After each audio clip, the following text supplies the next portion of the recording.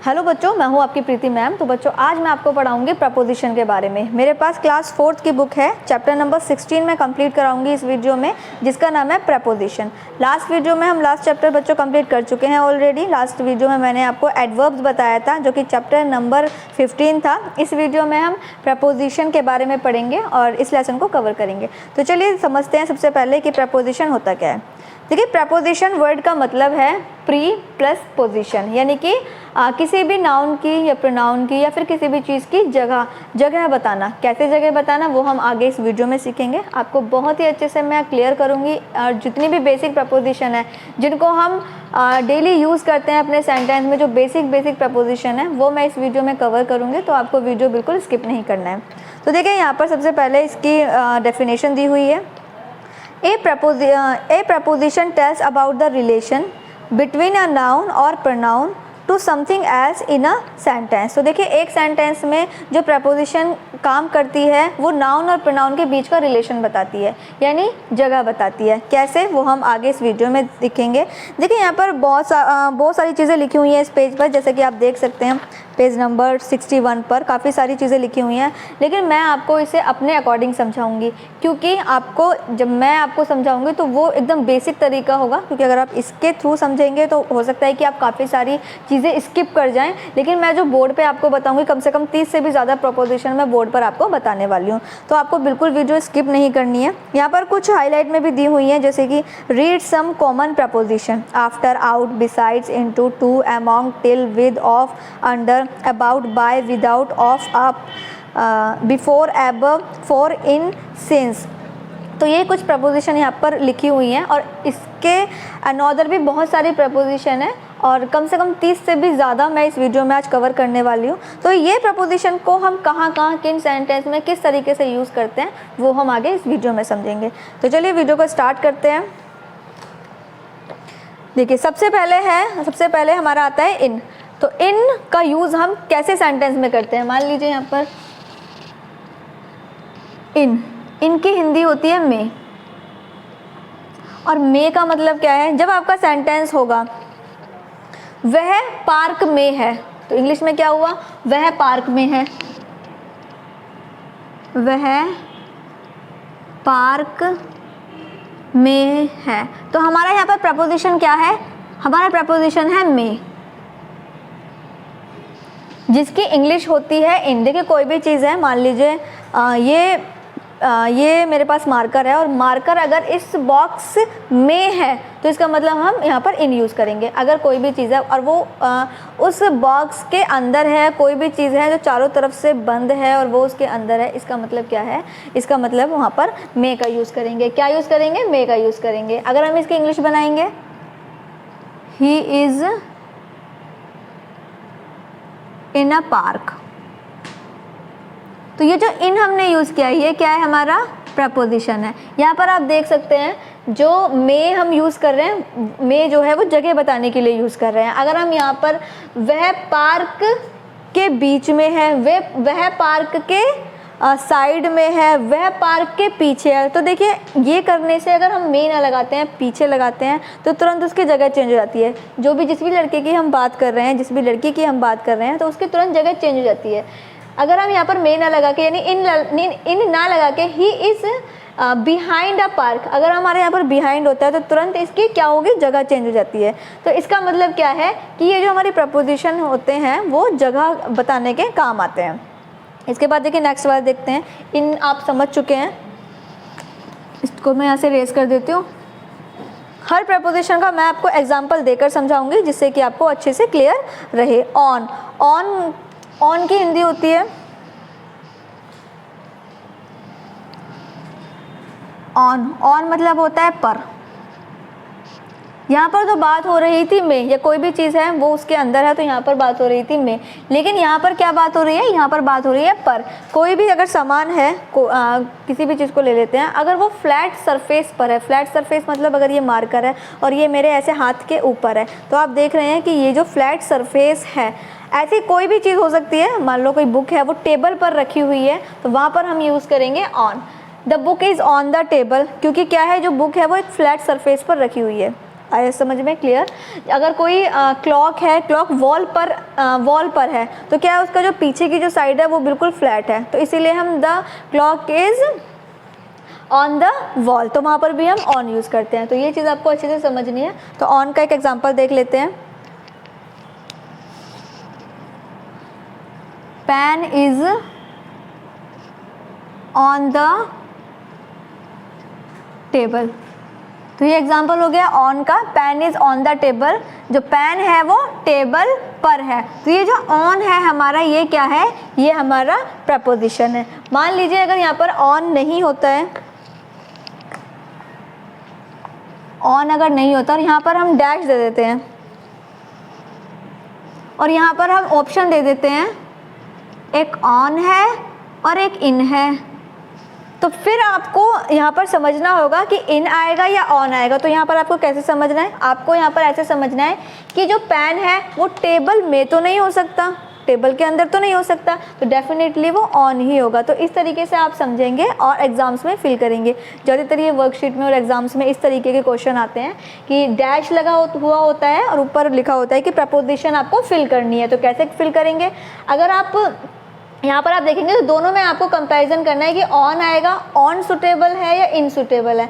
तो इन तो नहीं आ सकता क्योंकि इन का मतलब है अंदर होना, टेबल में अंदर तो नहीं है, अंदर तो नहीं रखा हुआ है, वो टेबल के ऊपर रखा हुआ है, यानी टेबल पर रखा हुआ है। तो इसीलिए हम यहाँ पर क्या यूज़ करेंगे? हम यहाँ पर ऑन यूज़ करेंगे। तो बस सिंपल आपको ऑन यहाँ पर इस तरीके से आपको कंपैरिजन करना है और देखना है कि क्या फिल इन द ब्लैंक्स, जो ब्लैंक्स है क्या हम फिल करें। इसके बाद देखिए नेक्स्ट ओवर।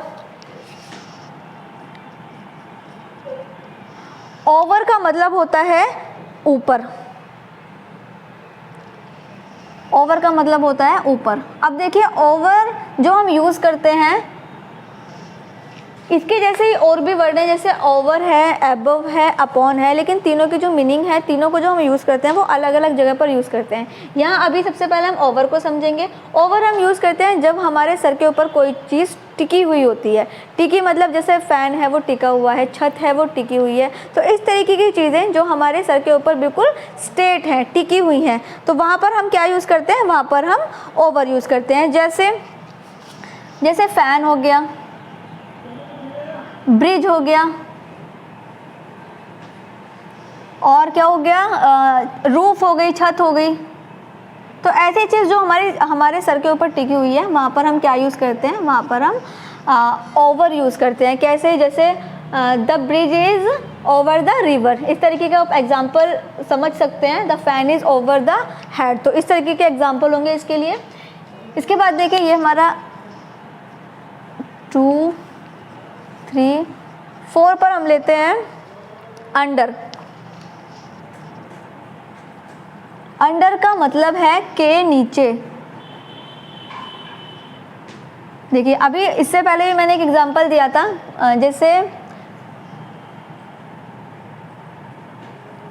बिल्ली मेज के नीचे है। तो यहाँ पर जो के नीचे, बिल्ली की जगह बताई जा रही है के नीचे, के ऊपर नहीं। अगर के ऊपर होती तो फिर जगह चेंज हो जाएगी। मान लीजिए अगर मैंने यहाँ पर लिख दिया बिल्ली मेज के ऊपर है, तो के ऊपर इसका मतलब जगह चेंज हो गई बिल्ली की। अभी क्या है? वो जगह बता रहे हैं कि वो टेबल के नीचे है। तो इसकी इंग्लिश में अगर हम समझें, the cat is under the table. The cat is under the table, इसका मतलब क्या है? जो बिल्ली है उसकी जगह क्या है? उसकी जगह वो कहाँ है? वो टेबल के नीचे है। तो यहाँ पर देखिए ये जो अंडर है ये हमारा प्रपोजिशन है और हिंदी में ये हमारा प्रपोजिशन है। तो ये चीज़ आपको ध्यान रखनी है। इसके बाद देखिए नंबर 5 पर, ये आप अपनी नोटबुक में भी नोट करते हुए चलिए क्योंकि ये बहुत ही ज़्यादा ज़रूरी चीज़ें हैं। कभी कभी क्या होता है तो क्या होता है कि पता नहीं होता कि हम कौन सी प्रपोजिशन किस में यूज़ करें, तो आपको सेंटेंस को देखकर समझना पड़ेगा कि इसमें क्या प्रपोजिशन हमें यूज़ करनी है। तो इसीलिए आपको क्या करना है, इसलिए आपको जो भी मैं यहाँ पर बोर्ड पर कर रही हूँ वो आपको अपनी नोटबुक में भी नोट करते हुए चलना है, क्योंकि धीरे धीरे हम समझते रहेंगे और आप अपनी नोटबुक में नोट करते रहिएगा, क्योंकि इसके बाद एक वर्कशीट भी है जो आपको कंप्लीट करनी है। इसके बाद देखिए नंबर 5 पर, नंबर 5 पर हम लेते हैं इनटू। इनटू इसकी हिंदी होती है के अंदर। के अंदर इसका एग्जाम्पल, इसको एग्जाम्पल के थ्रू समझते हैं। वह कमरे में चली गई। वह कमरे में चली गई।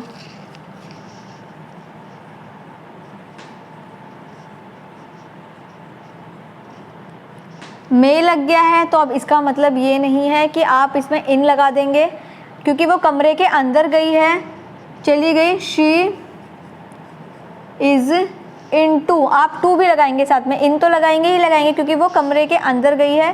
तो यहाँ पर हम इसके साथ में हम क्या करेंगे, टू भी लगाएंगे। She is in, she is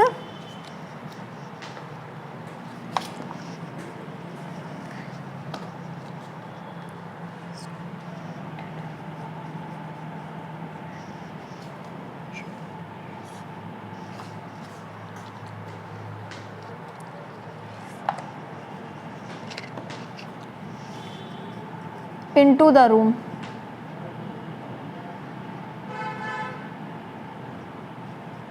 into the room, वह कमरे के अंदर चली गई। इसके बाद देखिए नंबर 6 पर। नंबर 6 पर है हमारा ऑफ। ऑफ को समझते हैं। ऑफ की जो हिंदी होती है वो का, की, के, ये इसकी हिंदी होती है। इसको यूज़ कैसे करते हैं,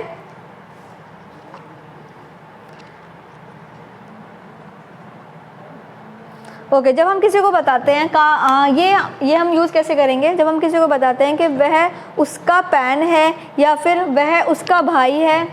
एक बार देख लेते हैं। ही इज़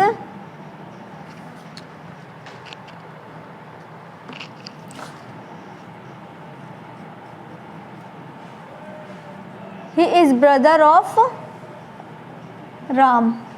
तो यहाँ पर देखिए ये जो ऑफ आया है ये हमें क्या बता रहा है, ये हमें बता रहा है कि ये राम का भाई है। हिंदी में अगर देखें तो वह राम का भाई है। तो ये जो कनेक्शन है, जो बीच में जो कनेक्शन है, तो ये हमें क्या, ये क्या है हमारा, ये है हमारा प्रपोजिशन। क्या है ये, प्रपोजिशन है कि वह राम का भाई है। तो ये जो का जो शब्द है, ऑफ जो शब्द है, ये हमारा प्रपोजिशन है। इसके बाद देखिए 7 वाला। 7 पे है फ्रॉम। फ्रॉम को हिंदी में कहते हैं से। इसको हम कैसे यूज़ करते हैं, हम काफ़ी बार पूछते रहते हैं कि वेयर आर यू फ्रॉम, आप कहाँ से हैं।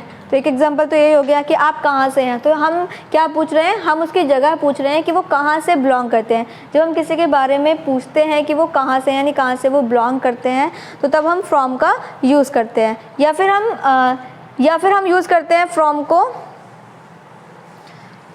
मान लीजिए एक और एग्जांपल देख लेते हैं। मैं स्कूल से जा रहा हूँ। स्कूल से जा रहा हूँ। तो ये जो से वाला जो शब्द है, ये क्या है, ये हमारा प्रपोजिशन है। क्योंकि कहाँ से जा रहा है, किस जगह से जा रहा है, स्कूल से जा रहा है। तो क्या क्या जोड़ रहा है इसको, प्रपोजिशन। पोजीशन क्या बता रहा है, स्कूल में जा रहा है, स्कूल से जा रहा है। तो ये जो से जो वर्ड है, ये हमारा प्रपोजिशन होगा। स्कूल में जा रहा है। अब अगर सेंटेंस में होता है मैं स्कूल में जा रहा हूँ, तो देखिए अब पूरी जगह चेंज होगी क्योंकि वो स्कूल में जा रहा है। लेकिन यहाँ पर क्या है, मैं स्कूल से जा रहा हूँ, तो इसका मतलब क्या है कि वो स्कूल से जा रहा है, तो पूरा सेंटेंस चेंज हो गया। तो जो से है, इसकी जो इंग्लिश होगी वो होगी फ्रॉम। सेंटेंस बनाए तो आई एम गोइंग फ्रॉम स्कूल। तो इस तरीके से आप फ्रॉम को समझेंगे। इसके बाद देखिए 4 का यूज़ करते हैं के लिए। जब हम किसी के लिए कोई चीज़ करते हैं तब हम 4 का यूज़ करते हैं। कैसे, हम काफ़ी बार बोलते हैं जब हम किसी के लिए कुछ लेकर आते हैं तो हम बोलते हैं दिस इज़ फॉर यू, यह आपके लिए है, यह आपके लिए है, आपके लिए है। तो इसका मतलब क्या है, जब हम कोई भी चीज़ ऑफ़र करेंगे किसी के लिए, जब हम कुछ करेंगे तो के लिए हम लगाएंगे for, this is for you. तो यानी के लिए हम क्या लगाएंगे, के लिए हम फॉर लगाएंगे। तो इस तरीके से आप फॉर को यूज़ करेंगे और समझेंगे। इसके बाद देखिए टिल का यूज़ हम कहाँ करते हैं। टिल का मतलब है तक। कई बार कहते हैं मैं इतने बजे तक स्कूल आऊँगा। तक का जो हम यूज़ कर रहे हैं वो हम कहाँ यूज़ कर रहे हैं, टाइम को बताने के लिए यूज़ कर रहे हैं कि मैं इतने समय तक वहाँ रहूँगा, या मैं इतने समय तक स्कूल आऊँगा, या फिर मैं इतने समय तक पढ़ाई करूँगा। तो इस ऐसे सेंटेंस में हम टिल का यूज़ करते हैं। जैसे एक एग्जांपल है, I was awake till late night, मैं रात देर तक पढ़ा, मैं रात देर तक पढ़ा।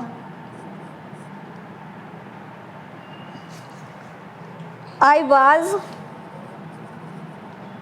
study,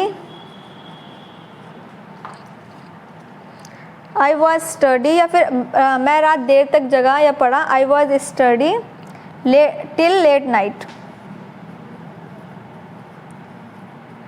till late night. तो ये हो गए हमारे यहाँ पर 9 कुछ यहाँ पर प्रपोजिशन हो गए। फटाफट से अपनी नोटबुक में नोट कर लीजिए, एग्जाम्पल भी नोट कर लीजिएगा। इससे क्या होगा, इससे आपको पता रहेगा कि किस तरीके के एग्जाम्पल में हम यूज़ करते हैं। यहाँ पर देखिए टिल जो है ये हमारा प्रपोजिशन है, फॉर हमारा प्रपोजिशन है, फ्रॉम हमारा प्रपोजिशन है, से हिंदी में से। तो इस तरीके से हम प्रपोजिशन को समझते हैं। और अगर मान लीजिए अगर आपकी वर्कशीट में आता है कि प्रपोजिशन पर आपको क्या करना है, आपको प्रपोजिशन पर अंडरलाइन करनी है, तो फिर आप इस तरीके से सेंटेंस को पढ़ेंगे और देखेंगे कि जो नाउन है और प्रोनाउन है उसकी जगह क्या है, और वो क्या चीज़ है जो कनेक्ट कर रही है, किसी भी ऑब्जेक्ट को कनेक्ट कर रही है जगह से, तो आप उसी पर अंडरलाइन कर देंगे। अब जल्दी से इसको अपनी नोटबुक पर नोट कर लीजिए। आगे कुछ और हैं प्रपोजिशन जो कि बेसिक हैं, जो कि हम यूज़ करते रहते हैं, तो वो अब हम इस वीडियो में आगे समझेंगे।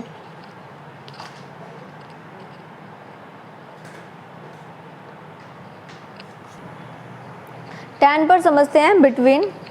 बिटवीन हम कहाँ और कैसे यूज़ करते हैं। बिटवीन का मतलब होता है बीच में। बिटवीन का मतलब क्या होता है बच्चों, बिटवीन का मतलब होता है बीच में। दोनों तरफ कोई चीज़ रखी हुई है, दोनों तरफ पेंसिल रखी हुई है, और बीच में क्या है, बीच में शार्पनर है। तो इसका मतलब क्या है कि दो पेंसिल के बीच में एक शार्पनर है, तो इसके लिए हम क्या यूज़ करेंगे, इसके लिए हम बिटवीन यूज़ करेंगे। तो बिटवीन का तो बहुत ही ईजी है, आपको समझ में आ गया होगा। जैसे वह यश और वैभव के बीच में बैठी है। अगर हम एग्जाम्पल लें, राधा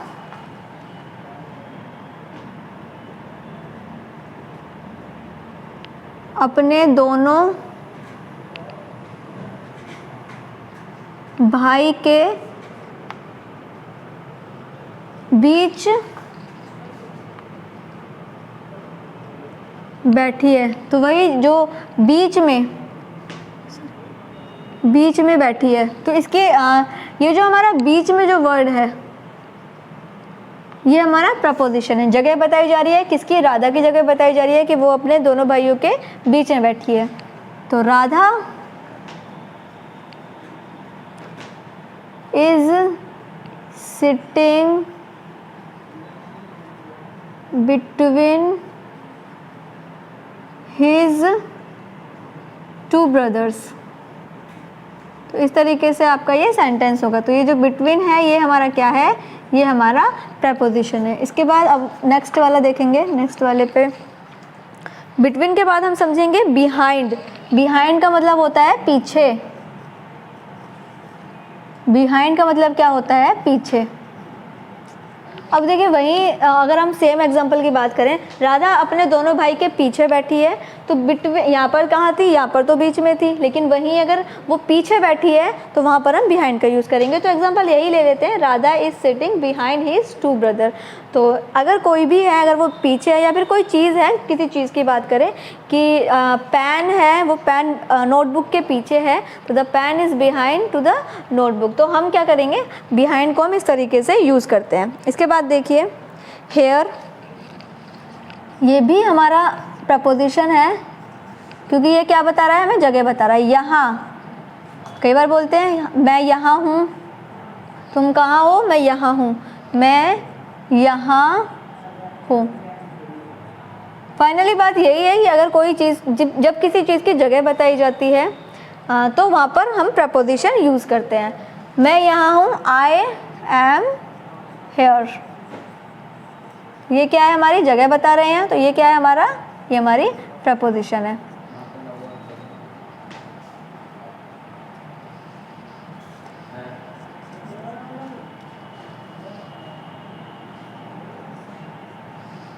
इसके बाद देखिए 13 पर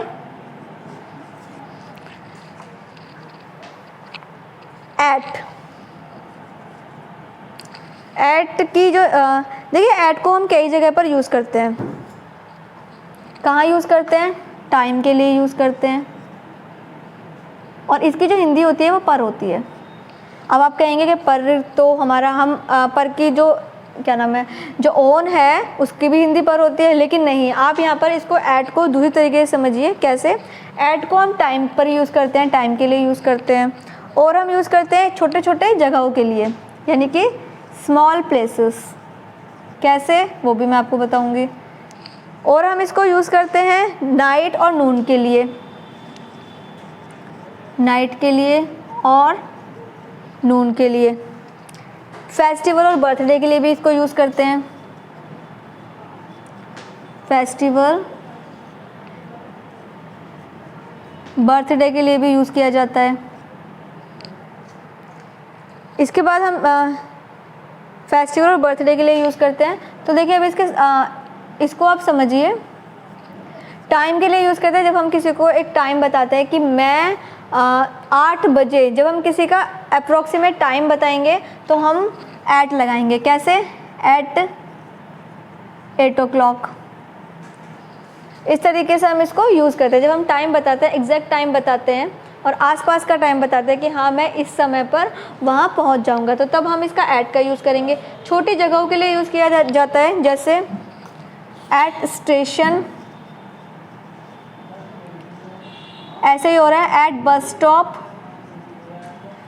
छोटी जगह मतलब जब हम बताते हैं कि जो बस स्टॉप है वो बस वही एरिया है जहाँ पर आप खड़े हैं, वो बस वही एरिया है। आप किसी को बताते हैं कि मैं बस स्टॉप पर खड़ा हूँ, तो बस स्टॉप के ऊपर तो नहीं खड़े हैं, ऑन तो नहीं आएगा, तो इसलिए आप क्या करेंगे, आप वहाँ पर एट लगाएंगे। बैंक में है तो एट बैंक,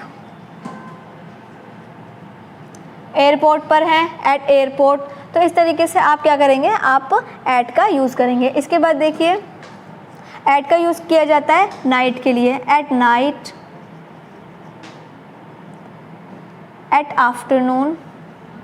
तो इस तरीके से समय बताने के लिए भी आप एट का यूज़ करते हैं। इसके बाद फेस्टिवल और बर्थडे, एट दिवाली।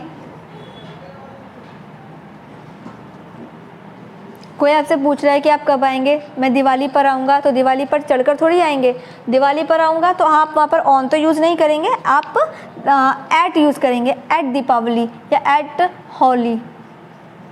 तो इस तरीके से आप एट का यूज़ करते हैं। इसके बाद देखिए बिलो, नंबर 14 पर है बिलो। इसको हिंदी में हम कहते हैं, देखिए बिलो का यूज़ किया जाता है उन चीज़ों के लिए जिसको हम देख नहीं सकते और ना ही टच कर सकते हैं, जैसे लव। तो ये सिर्फ़ और सिर्फ इसी के लिए है। आप इसी तरीके से समझ सकते हैं कि ये ऐसी चीज़ के लिए यूज़ किया जाता है जिसको हम छू नहीं सकते और देख भी नहीं सकते, जैसे लव और ऑनेस्टी।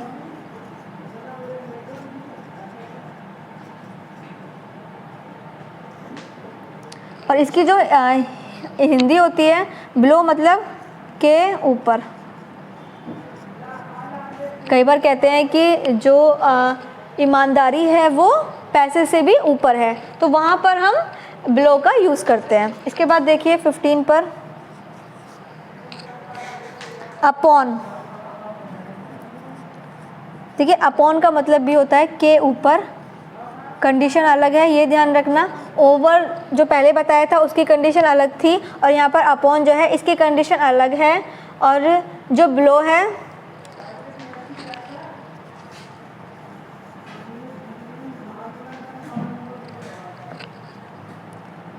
के ऊपर नहीं आएगा, के नीचे आएगा। बच्चों इसको ठीक कर लेना, बिलो मतलब होता है नीचे। और एग्जाम्पल भी वही था कि जो ईमानदारी है जो पैसा है वो ईमानदारी के नीचे है। तो इस तरीके से हम इसका एग्जाम्पल यूज़ करते हैं, इसका आप ध्यान रखिए थोड़ा सा। इसके बाद देखिए अपॉन की जो हिंदी होती है वो होती है के ऊपर, लेकिन हम इसको यूज़ करते हैं जब कोई गतिशील चीज़ किसी ऑब्जेक्ट के ऊपर से निकल जाती है। जैसे कैट है, बिल्ली है, वो टेबल के ऊपर से निकल गई है, यानी कि वो कूद कर निकल गई है। तो इसका मतलब क्या है, जो बिल्ली है वो गतिशील है, वो चल रही है और वो एक जगह से दूसरी जगह पर कूद गई है, टेबल के ऊपर से कूद गई है। तो ऐसी जगह पर हम यूज़ करेंगे upon. The cat jumped upon the table. Example लें तो the cat jumped upon the table. बिल्ली टेबल के ऊपर से कूद गई। हिंदी में भी लिख देती हूँ ताकि आप भूलें ना और आपको याद रहे। बिल्ली मेज के ऊपर से कूद गई। तो इस तरीके के सेंटेंस में जब कोई गतिशील चीज़ होती है और एक जगह से दूसरी जगह पर वो चली जाती है, तो वहाँ पर हम यूज़ करेंगे अपॉन। इसी तरीके से आप कह सकते हैं, जो बॉल होती है, बॉल को अगर हम फेंकेंगे तो वो अगर बेंच के ऊपर से निकल गई है, मेज के ऊपर से निकल गई है, तो वहाँ पर भी हम इस अपॉन का यूज़ करेंगे। अगर चीज़ ऊपर कोई टिकी हुई है तो वहाँ हम ओवर का यूज़ करेंगे। तो ये इन चीज़ों पर आपको ध्यान में रखना है और इसको अपनी नोटबुक में जल्दी से नोट कर लीजिए। बिटवीन हम कैसे यूज़ करते हैं, बिहाइंड को हम कैसे यूज़ करते हैं, हेयर को हम कैसे यूज़ करते हैं, एट हम कहाँ पर यूज़ करते हैं, बिलो हम कहाँ यूज़ करते हैं, अपॉन हम कहाँ यूज़ करते हैं। बिलो का मैं एक एग्जाम्पल लिख ही देती हूँ। बिलो का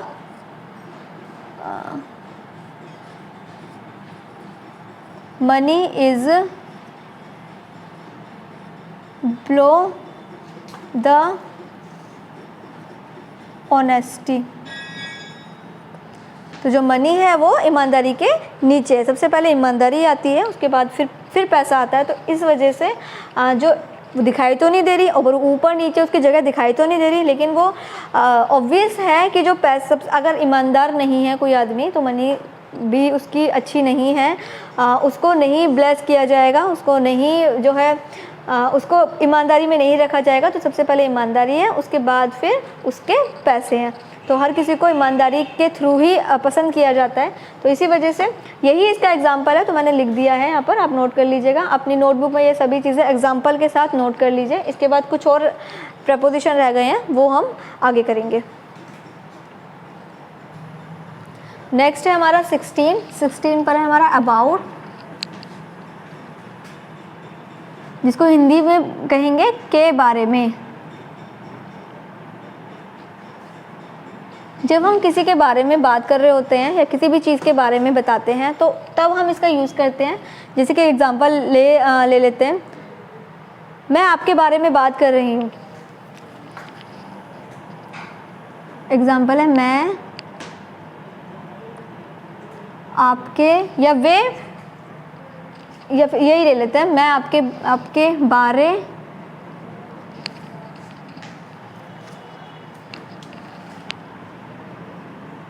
में बात कर रही हूँ।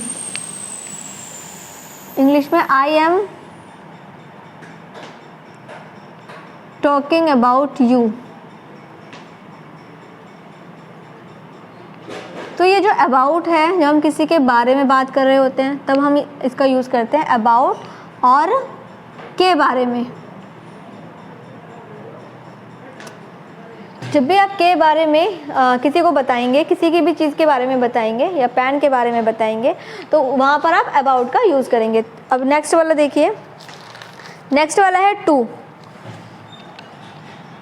टू की इंग्लिश होगी को। देखिए टू का हम यूज़ करते हैं जब हम एक जगह से दूसरी जगह पर जाते हैं। जैसे मैं स्कूल से घर जा रही हूँ, या मैं स्कूल से जब हम एक जगह से दूसरी जगह पर जाएंगे, जैसे कि मैं स्कूल से जा रही हूँ,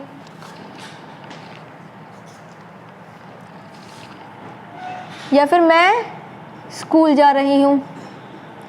अभी कहाँ है? अभी घर पर है, लेकिन वो वहाँ से कहाँ जा रही है? स्कूल जा रही है। तो मैं स्कूल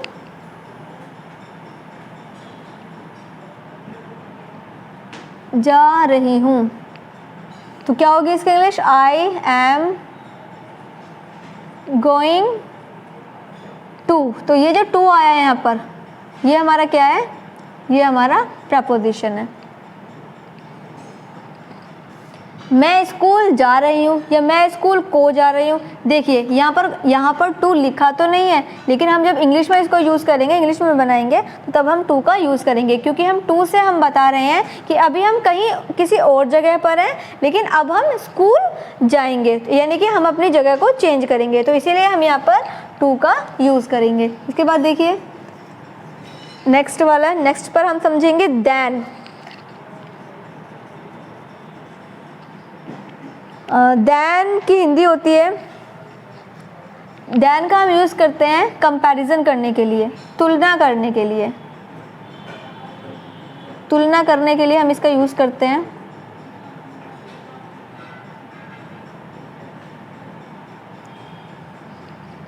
जैसे कोई भी अगर एग्जाम्पल अगर हम लें, वह तुलना मतलब आप इस तरीके से कर सकते हैं कि वह मुझसे ज़्यादा ईमानदार है, या फिर आप दूसरा एग्जाम्पल अगर ले तो वह मुझसे ज़्यादा अच्छा है। तो क्या होगा इसका एग्जाम्पल? तुम मुझसे ज़्यादा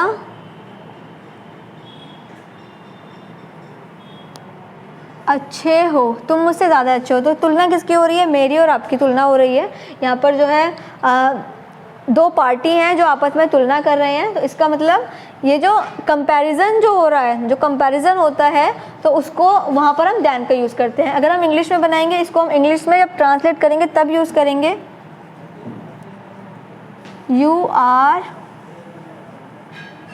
बेटर देन मी, आप मुझसे ज़्यादा अच्छे हो। तो ये जो देन यहाँ पर हमने यूज़ किया है, इससे पता चल रहा है कि दो चीज़ों में कंपैरिजन हो रहा है, तो तभी इसीलिए हम यहाँ पर देन का यूज़ करेंगे। और हिंदी में तो सेंटेंस को पढ़कर ही पता चल जाएगा कि यहाँ पर दो लोगों के बीच में तुलना की जा रही है। तो यहाँ पर हम जो देन का यूज़ करेंगे, जब भी हम किसी भी चीज़ के बारे में तुलना करेंगे, एक पेन है, इरेज़र है, तो या पेन है या पेंसिल है, या दो पेन है, एक अच्छी क्वालिटी का है, एक थोड़ा ख़राब क्वालिटी का है, तो जब हम दोनों के बीच में कंपैरिजन करेंगे कि ये वाला पेन इससे ज़्यादा अच्छा है, तो वहाँ पर हम देन का यूज़ करेंगे। इसके बाद देखिए विदाउट, नेक्स्ट है हमारा विदाउट।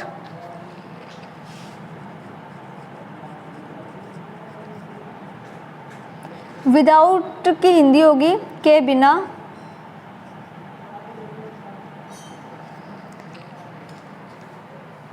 कई बार हम कहते हैं कि मैं तुम्हारे बिना स्कूल नहीं जाऊंगा, तो इसी को जब हम किसी के बिना कोई काम करते हैं, वहाँ पर हम विदाउट का यूज़ करते हैं। एग्जाम्पल है यहाँ पर I am nothing without you, मैं आपके बिना कुछ नहीं हूँ।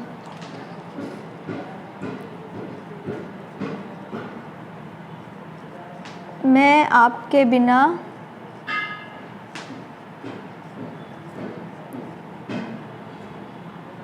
कुछ नहीं हूँ। I am nothing without you. तो ये जो विदाउट वर्ड है, के बिना, ये हिंदी में के बिना, यानी जब किसी के बिना, किसी चीज़ के बिना कोई कुछ नहीं है, तो वहाँ पर हम यूज़ करेंगे विदाउट। और ये हम किसी चीज़ के लिए भी यूज़ कर सकते हैं कि मैं किसी नई ड्रेस के बिना शादी में नहीं जाऊँगा, तो विदाउट ड्रेस बोलते हैं, विदाउट ड्रेस। तो इसी वजह से जहाँ पर कोई भी काम है वो किसी वजह से रुक रहा है, वहाँ पर हम विदाउट का यूज़ करेंगे। इसके बाद देखिए नेक्स्ट वाला अपवर्ड्स और डाउनवर्ड्स।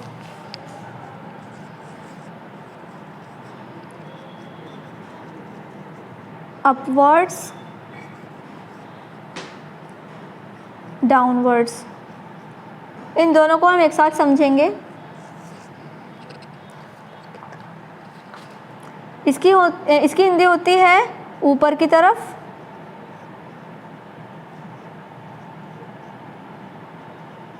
और इसकी हिंदी होती है नीचे की तरफ।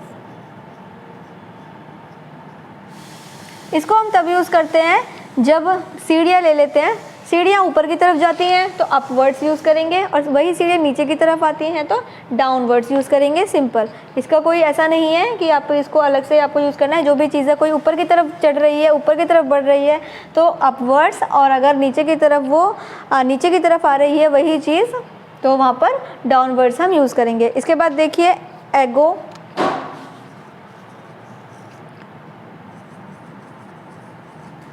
इसका मतलब होता है पहले।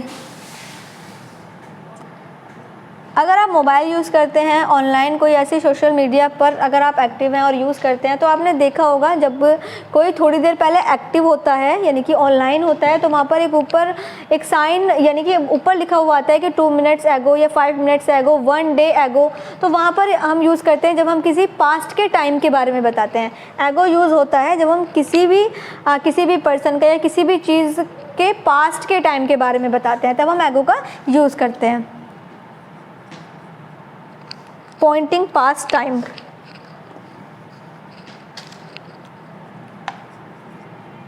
पॉइंटिंग पास्ट टाइम, जब भी हम पुराने समय के बारे में बताएंगे, पास्ट के टाइम के बारे में बताएंगे तो तब हम एगो का यूज़ करेंगे। इसका एक एग्जांपल होगा 1 डे एगो, एक दिन पहले। इसके बाद देखिए नेक्स्ट वाला, नेक्स्ट पर हम समझेंगे इनसाइड। इनसाइड और आउटसाइड, इसको हम एक साथ समझेंगे। इनसाइड का मतलब होता है अंदर की तरफ,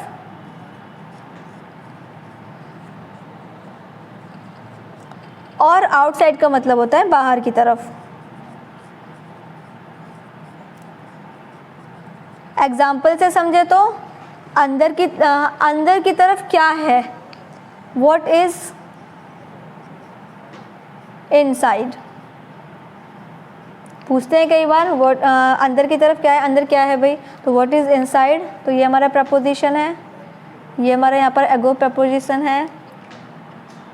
तो अंदर की तरफ क्या है, और ऐसे ही बाहर की तरफ क्या है। तो जब हम किसी से सवाल करेंगे या फिर बताएंगे कि इनसाइड इज़ अ रूम, एक हाउस है, आप देखने गए हैं, अंदर घर है, कमरे हैं, बहुत सारे कमरे हैं, तो आप इनसाइड इज़ अ रूम तो आप अगर बताएंगे तो जब भी हम अंदर की तरफ कोई चीज़ को बताएंगे तो वहाँ हम इनसाइड का यूज़ करेंगे। बाहर की तरफ अगर हम कोई चीज़ बता रहे हैं तो फिर हम आउटसाइड का यूज़ करेंगे। लेकिन यहाँ पर एग्जाम्पल मैंने सेम ले लिए हैं। व्हाट इज़ आउटसाइड, बाहर क्या है, तो ये जो इनसाइड और आउटसाइड है ये हमारा प्रपोजिशन है। तो ये जल्दी से आप अपनी नोटबुक में नोट कर लीजिए। कुछ और प्रपोजिशन अभी रह गए हैं, वो हम आगे वीडियो में समझेंगे। वीडियो स्किप नहीं करना है, हर चीज़ को मैंने एग्जाम्पल के थ्रू समझाया, इसीलिए आपको बिल्कुल अच्छे से समझ में आ गए होंगे। और नहीं आया तो एक बार वीडियो फिर से रिपीट कर लीजिएगा और अच्छे से समझ में आ जाएंगे। इसको आप अपनी नोटबुक में नोट कर लीजिए, विद एग्जाम्पल के साथ नोट कीजिएगा। और अगर नोटबुक अभी नहीं है तो स्क्रीनशॉट ले लीजिएगा, बाद में नोट कर लीजिएगा, लेकिन नोट ज़रूर कर लीजिएगा क्योंकि इसके बाद आपको वर्कशीट भी पूरी करनी है। 25 पर देखिए अराउंड।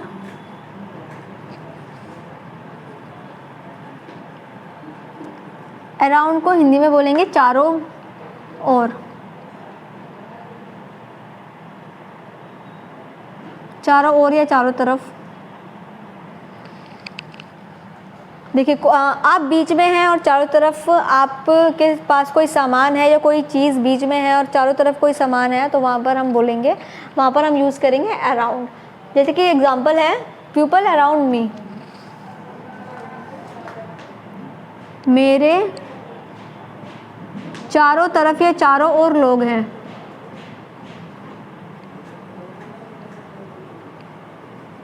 मेरे चारों ओर लोग हैं, पीपल अराउंड मी। तो ये जो अराउंड है चारों ओर है, ये हमारा क्या है, ये हमारा प्रपोजिशन है। इसके बाद देखिए नेक्स्ट वाला बिसाइड और बिसाइड्स, ध्यान से समझना है इसको। बिसाइड और बिसाइड्स, देखिए सिर्फ और सिर्फ एस का फ़र्क है इसमें, बहुत ही नॉर्मल सा फ़र्क है। यहाँ पर एस लगा हुआ है और यहाँ पर एस नहीं लगा हुआ है, दोनों में क्या डिफरेंस है वो हम देखेंगे। बिसाइड का मतलब होता है समीप, बिल्कुल पास में, बराबर में, बगल में, समीप। और बिसाइड्स का मतलब होता है के अलावा।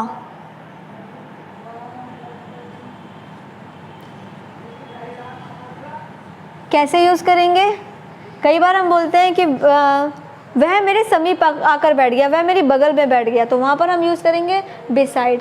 और बिसाइड्स हम यूज़ करेंगे जब हम दो चीज़ों के बारे में बताएंगे, जैसे उसको पढ़ने के अलावा लिखना भी आता है, तो वहाँ पर हमने क्या यूज़ करा, के अलावा, बिसाइड्स का यूज़ किया। कि उसको जब हम दो चीज़ों के बारे में बता रहे हैं कि उसको पढ़ने के अलावा लिखना भी आता है, उसको दौड़ने के अलावा कूदना भी आता है, यानी कि उसको दो चीज़ें आती हैं, तब हम बिसाइड्स का यूज़ करेंगे।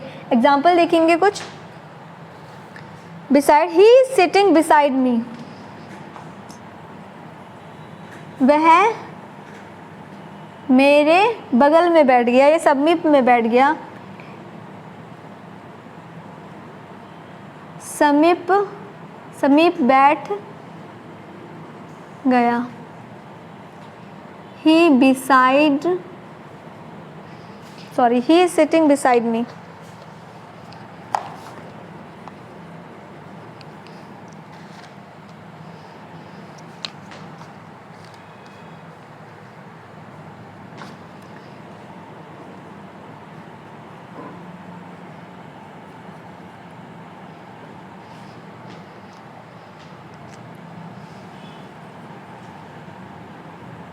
बिसाइड मी, तो यहाँ पर हमारा क्या आएगा, यहाँ पर हमारा बिसाइड आएगा। लेकिन वहीं अगर हम बात करें कि ईमानदार होने के अलावा वह दयालु भी है, कोई है जो ईमानदार तो है ही है लेकिन उसके अलावा वो दयालु भी है, तो यहाँ पर फिर हम एग्जाम्पल मैं लिख देती हूँ, यहाँ पर आप अपनी नोटबुक में नोट कर लीजिएगा जिससे कि आपको समझ में आ जाए। ईमानदार होने के अलावा वह दयालु भी है। Besides being honest, he is kind also.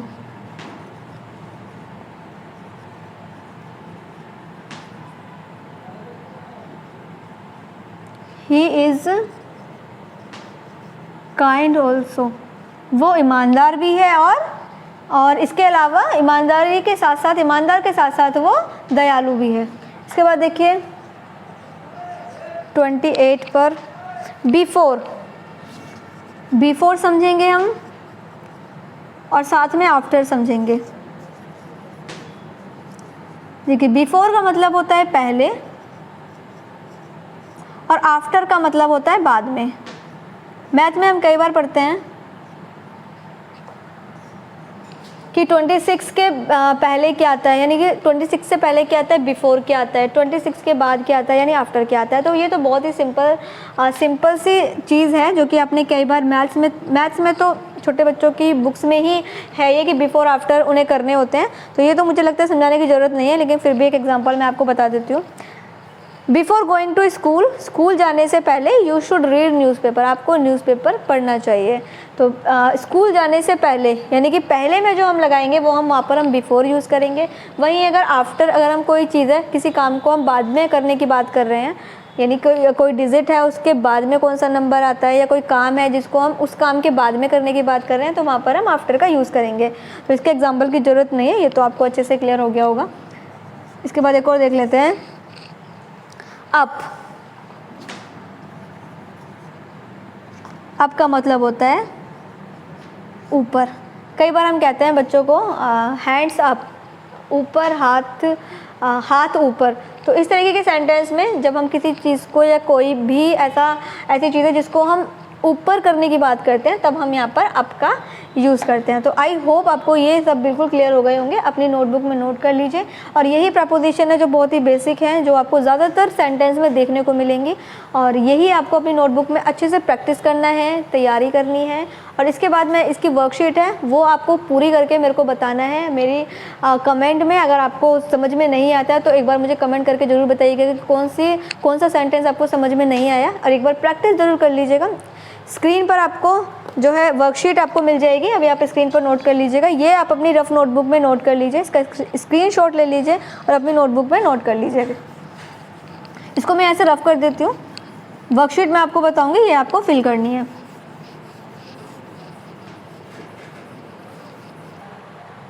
चलिए साइड में यहाँ पर एक वर्कशीट आ रही है, ये आपको कंप्लीट करनी है। और ये कंप्लीट करने के बाद आपको जो है ये कंप्लीट करने के बाद अगर आपको समझ में आती है बहुत अच्छी बात है, अगर नहीं आई है वीडियो समझ में तो एक बार रिपीट ज़रूर कर लीजिएगा और मुझे एक बार ज़रूर बताइएगा कि आपकी वर्कशीट आपने कंप्लीट कर ली है या नहीं की है। एक बार मैं आपको फिर भी बता देती हूँ, आई होप आपने सही फिल की होगी।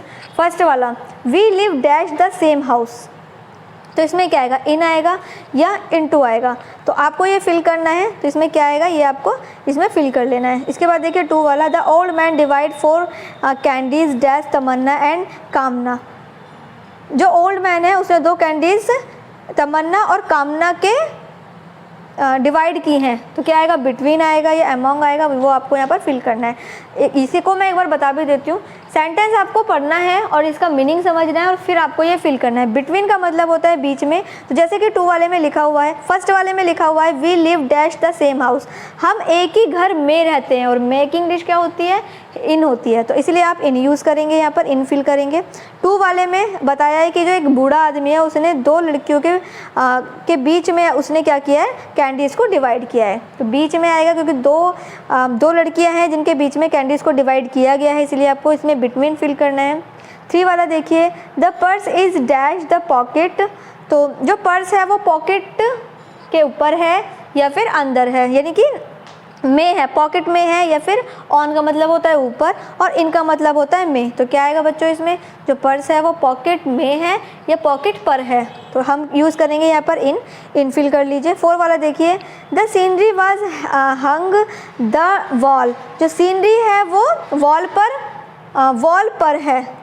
ऑब्वियसली मैंने आपको पहले ही बताया था कि मैंने आपको क्लॉक का एग्जांपल दिया था, लेकिन यहाँ पर सीनरी की बात हो रही है, वो वॉल पर है, तो इसका मतलब यहाँ पर ऑन यूज़ करेंगे, इन यूज़ नहीं करेंगे क्योंकि वो वॉल में नहीं है, वो पर है। इसके बाद देखिए 5 वाला, we want to market dash Yakub, मैं मार्केट याकूब के साथ के लिए लगेगा विद, तो विद फिल कर लीजिए। 6 वाला देखिए, they sit together for dinner dash 8 o'clock, जब हम टाइम बताते हैं तो हम क्या यूज़ करते हैं, तब हम एट यूज़ करते हैं। मैंने एक्सप्लेन किया था कि जब हम टाइम बताएंगे तब हम एट का यूज़ करेंगे। इसके बाद देखिए 7 वाला, the teacher was happy dash good behaviour, जो टीचर है वो उसके अच्छे बिहेवियर के साथ खुश है, विद आएगा इसमें, ऐड नहीं आएगा क्योंकि ऐड जो है वो हम टाइम के लिए यूज़ करेंगे, तो ऐड तो बिल्कुल नहीं आएगा, विद आएगा इसमें। जो टीचर है वो उसके अच्छे बिहेवियर के साथ में खुश है।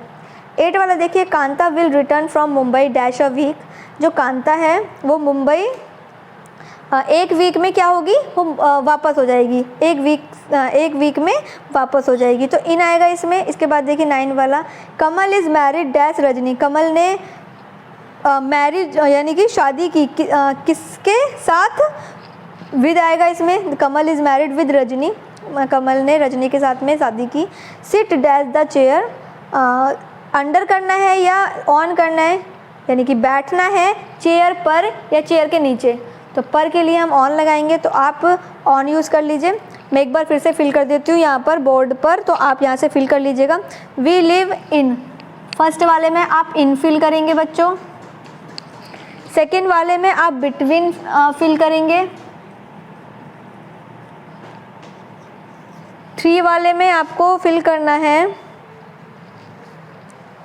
इन, 4 वाले में आपको फिल करना है बच्चों ऑन, 5 वाले में आप फिल कर लीजिए विद, और 6 वाले में आपको फिल करना है दे सिट टुगेदर एट, क्योंकि टाइम बताया जा रहा है। 7 वाले में आपको फिल करना है विद,